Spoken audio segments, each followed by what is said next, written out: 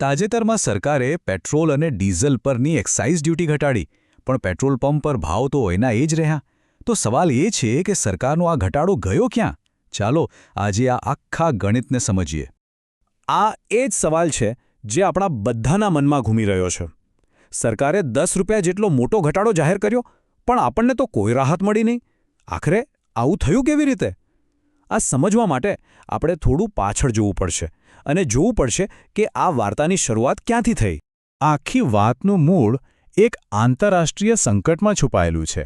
એક એવી ઘટના જેણે દુનિયાભરના તેલ બજારમાં ઉથલપાથલ મચાવી દીધી અને એના આંચકા સીધા ભારતના અર્થતંત્ર સુધી પહોંચ્યા.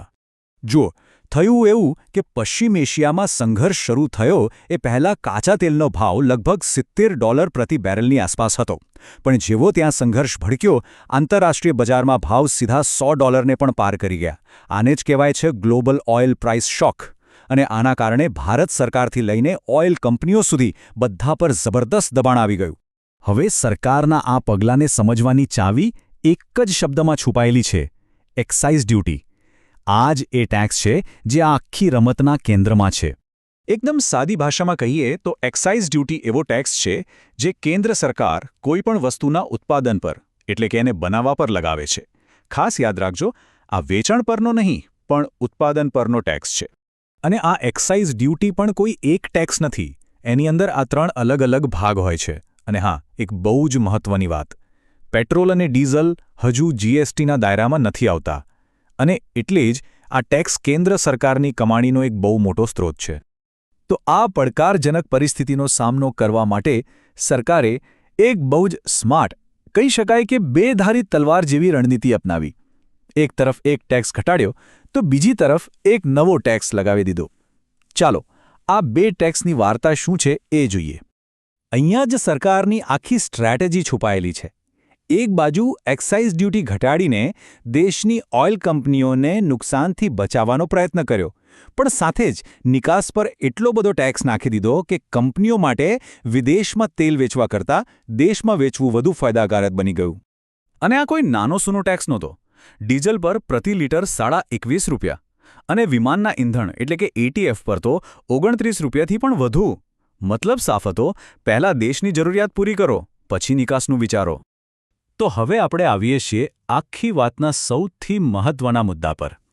જો આ ટેક્સ કપાતનો ફાયદો સામાન્ય માણસને નથી મળ્યો, તો પછી મળ્યો કોને? આ કોના માટે હતું? જુઓ, થયું એવું કે દુનિયાભરમાં કાચા તેલના ભાવ તો રોકેટની જેમ ઉપર જઈ રહ્યા હતા, પણ અહીં ભારતમાં સરકારે પેટ્રોલ પંપ પરના ભાવ સ્થિર રાખ્યા, વધવા જ ન દીધા. હવે આનાથી શું થયું? આપણી જે ઓઇલ માર્કેટિંગ કંપનીઓ છે, જેમ કે ઇન્ડિયન ઓઇલ અને બીપીસીએલ, એ બધી ભીસમાં આવી ગઈ. એ લોકો આંતરરાષ્ટ્રીય બજારમાંથી મોંઘું તેલ ખરીદતા હતા અને દેશમાં સસ્તામાં વેચવા માટે મજબૂર હતા. આ જ પરિસ્થિતિને કહેવાય છે અંડર રિકવરી, એટલે કે ખોટનો ધંધો. અને આ ખોટ કેટલી મોટી હતી એ જાણવું છે? આ આંકડા જોઈને કદાચ આંચકો લાગશે. ટેક્સ કટ પહેલાં આપણી ઓઇલ કંપનીઓને પેટ્રોલના દરેક લીટર પર ₹24 અને ડીઝલ પર તો પૂરા ₹30નું નુકસાન થઈ રહ્યું હતું.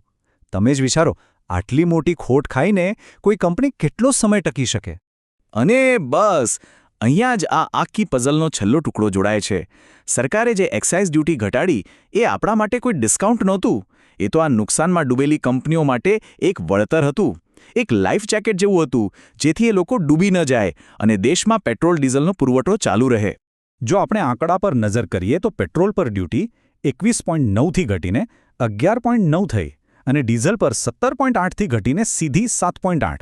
બંનેમાં બરાબર ₹10 ઘટાડો કરાયો. અને આમાં પણ સૌથી મોટું અને નાટકીય નિર્ણય કયો હતો ખબર છે? ડીઝલ પર જે સ્પેશિયલ એડિશનલ એક્સાઇઝ ડ્યુટી એટલે કે SED લાગતી હતી, એને તો સરકારે સીધી 0 કરી દીધી. બિલકુલ શૂન્ય. ઓકે, તો આપણે એ તો સમજી ગયા કે આ બધું કેમ થયું. પણ હવે થોડું ઝૂમ આઉટ કરીને આખા અર્થતંત્ર પર એની શું અસર થઈ એ જોઈએ. કારણ કે આવા દરેક નિર્ણયના ફાયદા પણ હોય છે અને નુકસાન પણ. આ નિર્ણયનો સૌથી મોટો ફાયદો શું? ફુગાવા પર કંટ્રોલ. સીધું ગણિત છે. જો ડીઝલ મોંઘું થાય તો ટ્રાન્સપોર્ટેશન મોંઘું થાય, અને જો ટ્રાન્સપોર્ટેશન મોંઘું થાય તો આપણા ઘરમાં આવતી દૂધ, શાકભાજીથી લઈને દરેક વસ્તુ મોંઘી થઈ જાય.